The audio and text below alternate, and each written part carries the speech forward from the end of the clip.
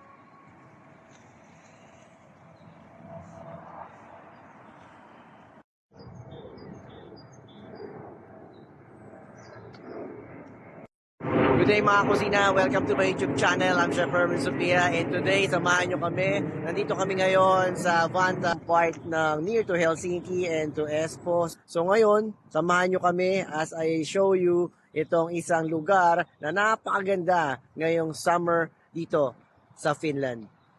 Yung pupuntahan natin mga kakusina is over there, makikita nyo because it's now spring. And getting to summer, yung mga trees, ayan, napakaganda na. And it's like an old barn, ito. And we'll just need to walk through para makita natin dito. Malapit lang actually. But some are like, they make it like modern area na. Or yung mga cottages. So it's like from our place, it's like 10 minutes only. So makikita nyo ngayon ang river na ito, na napakaganda. Ayan, actually noon wala tong last year, wala pa tong bagong bahay na ito. Ayan. Wow, beautiful. So ayan, pababa tayo dito para pakita ko sa inyo ang lugar na ito. Ayan. Fishing area pala siya. Yes, fishing area ito actually. Yes. Ang tawag sa lugar is Kalastus Vantaan, Koskela. Ayan. So, pwede tayo mag-fishing dito, pwede mag-picnic, meron din silang restaurant, at of course, ito, ipopost ko to. Ang sa Finland mga kakusina, you need a license o certificate bago ka mag-fishing. So, hindi lang basta-basta tulad natin sa Pilipinas. So, eto, tara, let's go. Ayan, maririnig nyo na ngayon yung flow ng water. Ayan. And then, baba tayo. Wow. Beautiful.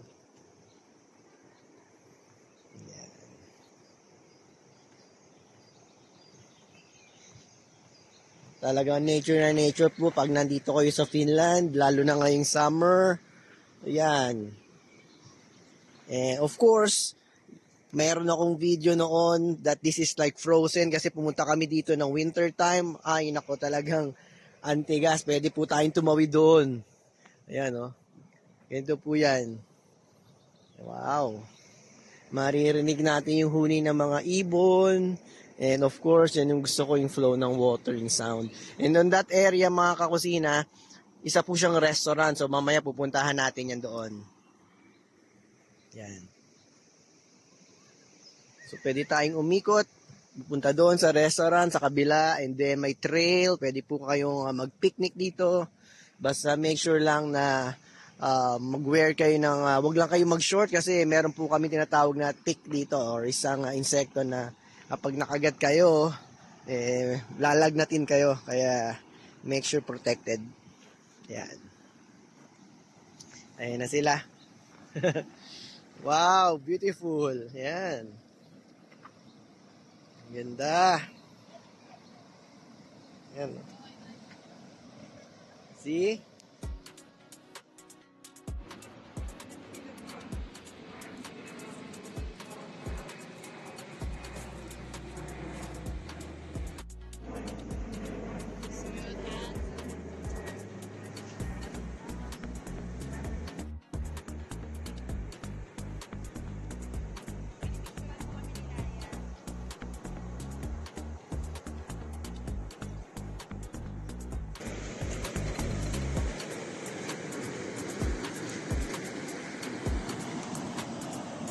Wow! Ang ganda ng view dito, grabe. Welcome to Bataan Koskela! Mga kakusina, nandito tayo sa Vantaan Koskela. So, it's like an area here in Vantaa, Finland. So, in this season, which is spring season, makikita nyo, yan, nagmelt na yung mga snow and everything. Kaya ngayon, magiging green na view na kayo dito sa Finland. So, ito is like a river. Ayan, papakita ko sa inyo. And on the back, isa siyang restaurant. So, mamaya titingnan natin kung open na sila.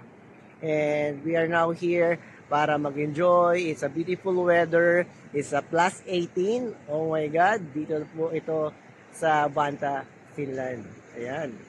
So, nature na nature at its best kapag ganitong season. Kaya tara, samahan nyo kami at ipapakita ko sa inyo ang ganda ng area na ito.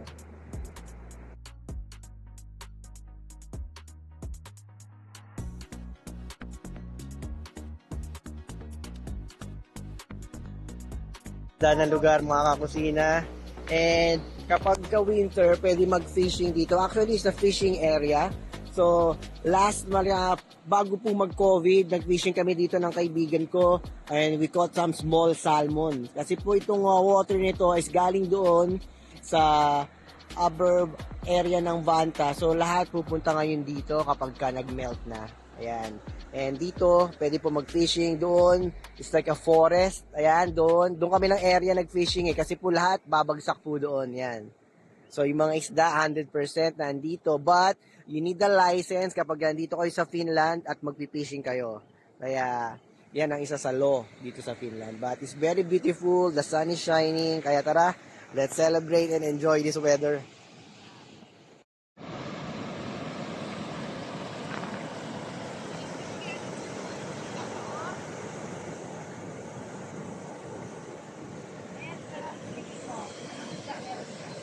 Salmon!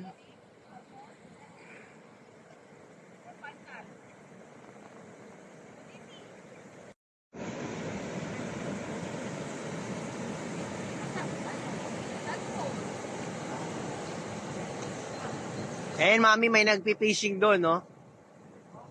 Ayan, no? Meron po nagpipishing doon sa area na yon, kaya we can see kung ano mahuhuli nila. But 100%, kung ako ang manghuhuli, dito ako pupunta sa area na to kasi lahat ng mga isda is mag-i-stock doon or mag-i-stay po sa area dito. Kaya next time, magpipishing tayo or bukas, kasama ko kayo.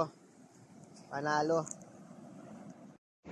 So mga kakusina, I just like to let you know, ito pong river na to is like a fresh water. So galing po ito doon sa taas ng bundok ng or upper area ng Vantaa. So lahat po sila mag-i-stay dito at papunta dito para po I think it will continue to sa Kalayarbi o if I'm tama ako sa lugar na yon. So tara, mag-ikot-ikot na tayo dito at pakita ko sa inyo ang ganda ng nature dito sa Vantaa, Finland. Napakaganda mga kakusina, kaya tara, mag-enjoy tayo.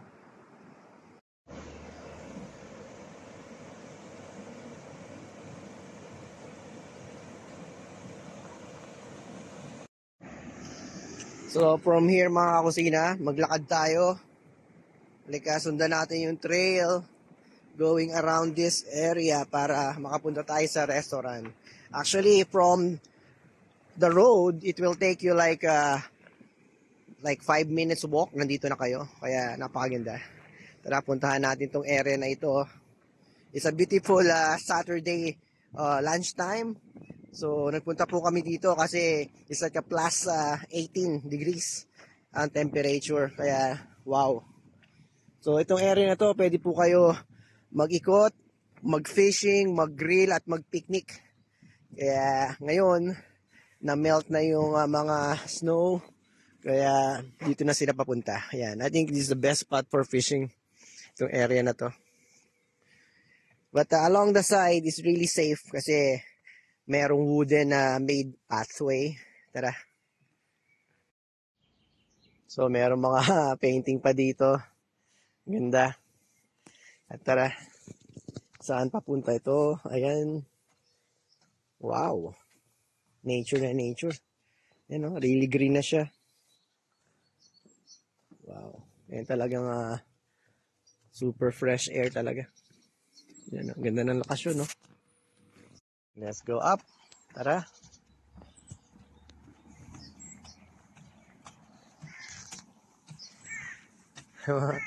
Malalaki mga ibon nandito. Wow. Ayun. Ang ganda. Sakto. Merong picnic area. Panalo. Yan. Pwede talaga mag-picnic dito. Oh. Yan. May garbage area rin. Ayan. Wow. Beautiful. Ito na mga kakusina. Again, Vantaa Koskela here in Vantaa, Finland. Yan. Yan. Doon po kami nang galing kanina.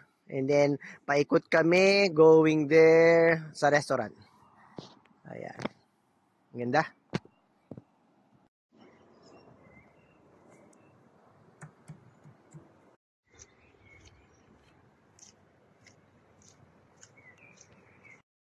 So now, paikot na kami going to the other side. Ayan. Tingnan nyo itong mga puno na ito. This is like a pine tree. So, it's almost like 100 years na kasi sa lalaki na ito. Grabe. Ayan po, oh. It's like a preserved forest lake area. Alam ko marami na ito sa Canada and Australia. But dito is in Finland. Ayan, lalaki. Grabe. Hindi ko na mayakap to. Sobra. Ayan. Let's walk. Ayan, ayun. Meron po doon wooden pathway. Let's go, Laya!